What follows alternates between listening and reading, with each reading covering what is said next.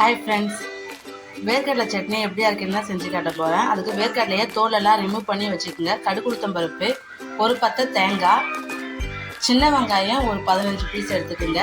பூண்டு ஒரு 4, 5 காஞ்ச மிளகாய், புளி, கருவேப்பிலை. தாளிக்கிறதுக்கு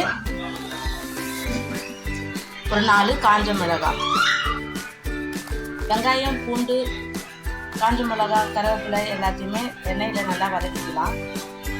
எண்ணெய் நல்லா சூடானதும் பூண்டு,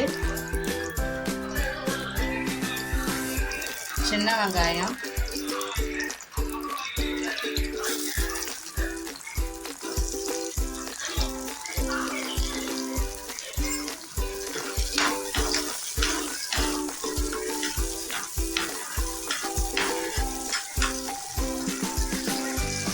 பூண்டும் வெங்காயமும் நல்லா வதங்கினதும் காஞ்ச மிளகாய் போட்டு நல்லா வதக்கிக்குங்க. காஞ்ச மிளகாய் நல்லா ஃப்ரை ஆகிடுச்சு. தோல் எடுத்து வச்ச வேர்க்கடலை போட்டுக்குங்க.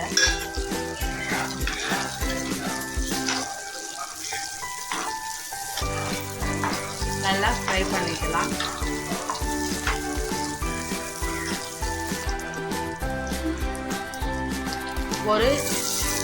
ஒரு பத்தை தேங்காய் போட்டுக்கோங்க.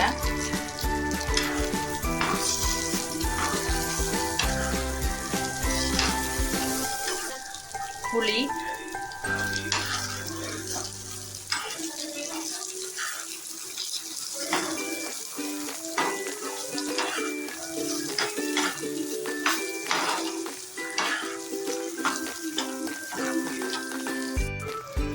எல்லாம் நல்லா ஃப்ரை ஆகிடுச்சு. ஸ்டவ் ஆஃப் பண்ணிடுங்க. ஆறுனதும் மிக்சியில் அரைச்சி தாளிச்சிக்கலாம். தேவையான அளவு உப்பு போட்டுக்கோங்க.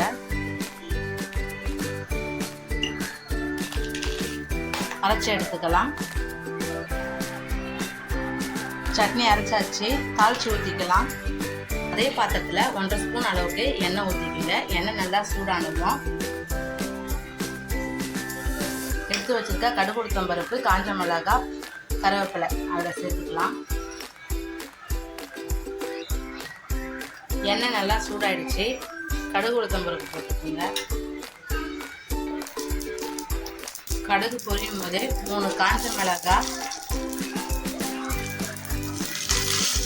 கருவேப்பிலை சேர்த்துக்கோங்க.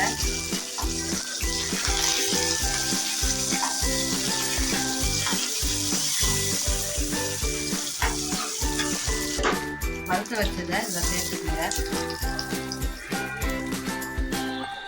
சூப்பரான வேர்க்கடலை சட்னி ரெடி. இதே மாதிரி நீங்களும் செஞ்சு உங்கள் வீட்டில் கொடுத்து பாருங்கள். டேஸ்ட்டு சூப்பராக இருக்கும்.